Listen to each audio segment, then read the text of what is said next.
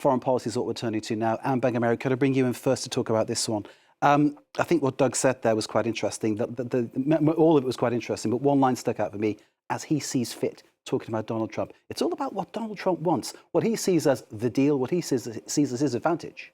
Absolutely. I mean, one of the advantages that anybody looking at Trump 2.0 has is they've seen Trump 1.0. They've seen his first presidency, and they've seen what he's done in the interregnum.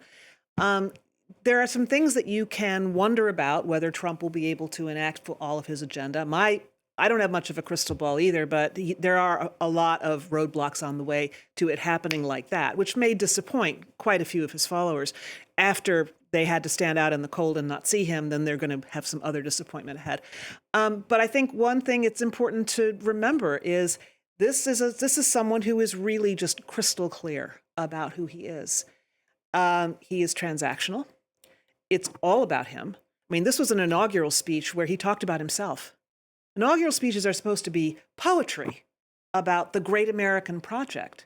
They're not supposed to be a mix of campaign stump speech where you rile up your base and State of the Union address where you lay out the agenda, the legislative agenda in front of Congress for the next year. This was a mishmash of the two of those things. Where's the line that's supposed to lift us all up and make us feel like we're part of the great American project? It wasn't in there, and it wasn't ever going to be in there, because for Donald Trump, as he has said many times, it's really about what he wants and what he sees fit. The fact that he has persuaded so many people to buy into his idea that what he wants is going to be good for America and good for them is really extraordinary. I'll just stop at that. But what we shouldn't do is think that Trump 2.0 is going to be different from Trump 1.0 in his head.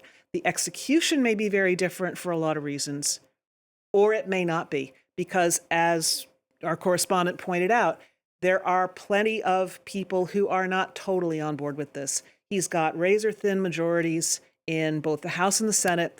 He has a Supreme Court that he thought was going to be 100% behind him, but really isn't if you look at their decisions over the last 4 years. And he's got also the will of the people, who, if they voted for him and believed what he promised, are going to be wanting to see him execute on that. And if they didn't believe in him and are actually going to probably be in some strange way pleased that he's failing, they've got midterm elections in 2 years to make their voices heard again. So, this is someone we kind of know. We don't know exactly what's going to happen. But we kind of know what the spirit is driving it. And we ignore what we know about him at our peril. Anne, thank you. Bear with us, please. Let's